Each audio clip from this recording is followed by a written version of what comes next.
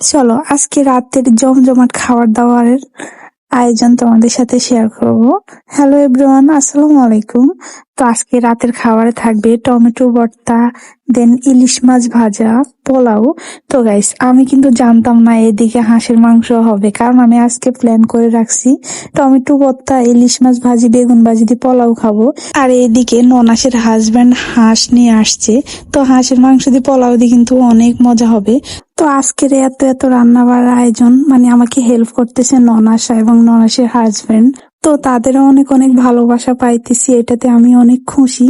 তো এই ছোট্ট জীবনে আসলে আমার বেশি কিছু চাওয়ার নাই, শুধু একটু ভালো ব্যবহার, সুন্দর করে কথা। তো কথা বলতে বলতে এদিকে আমি ইলিশ মাছটাও বসাই দিছি, আর এইদিকে আমার ননাসে একদম হাঁস কুটি কাটি দিতেছে। আর হাঁসের কিন্তু একটা ঝামেলা আছে, হাঁস বাছা কুড়া, এটা একটা ঝামেলা। তো আজকে ননাসে কিন্তু হাঁস রান্না করবে গাইস। আর আমরা স্পেশালি আজকে হাঁস রান্না করব রাঁধুনি হাঁস মশলা দিয়ে। তো এই মশলাটাও মনে হয় এবার গিয়ে ভার হয়েছে, এই যে রাঁধুনি হাঁস মশলা। বিশ্বাস করবা না গাইস, এই রাঁধুনি হাঁস মশলা দিয়ে হাঁস রান্না করলে এত মজা হয়, যেটা আমি আজকে রান্না না করলে একদম বুঝতেই পারতাম না।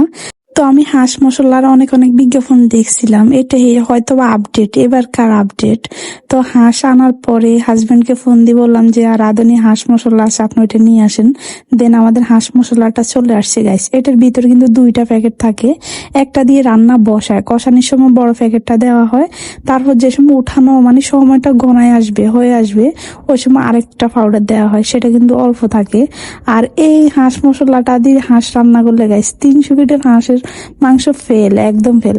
তো আমাদের হাঁসের মাংস এখানে চড়ানো হয়ে গেছে, আর এখানে দেন আমি পোলাও চড়াচ্ছি গাইস। আজকের পোলাওটা খুবই সিম্পল পোলাও হবে, কারণ এটার মধ্যে গাজর বা গরুর দুধ, পাউডার মিল্ক কিছুই দেওয়া হবে না, জাস্ট ঘি দিয়ে একটা নর্মাল পোলাও হবে। তো কথা বলতে বলতে আমাদের পোলাওটা একদম বাজা পোড়া শেষ, এখন পানি দিয়ে দিচ্ছি। আর হাঁসের মাংসের কালার জাস্ট ওয়াও গাইস। আর আজকে আমাদের নর্মালি একদম সিম্পল পোলাওটা প্রায় রেডি হয়ে আসছে। আর এখন ঘি দিয়ে এটাকে দমে রেখে দেবো প্রায় 10 মিনিটের জন্য। আর পোলাওর সাথে বেগুন ভাজি না হলে তো একদম জমবেই না গাইস। তো এইদিকে আবার বেগুনের মধ্যে হলুদ মরিচ মাখাই একদম চুলার উপরে চড়াই দিতেছি।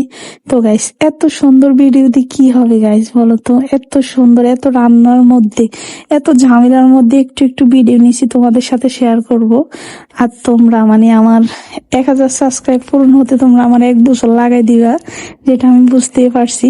আর এখানে এই যে ননাসের হাজবেন্ড আমাকে এখানে টমেটো ভর্তায় হেল্প করতেছে। তো টমেটো ভর্তা কার কার ফেভারিট অবশ্যই কমেন্ট করবা। আর টমেটো ভর্তা দিয়ে পোলাও দিয়ে মাখাই নলা দিতে জাস্ট ওয়াও, তোমরা দেখবা একটু পরে।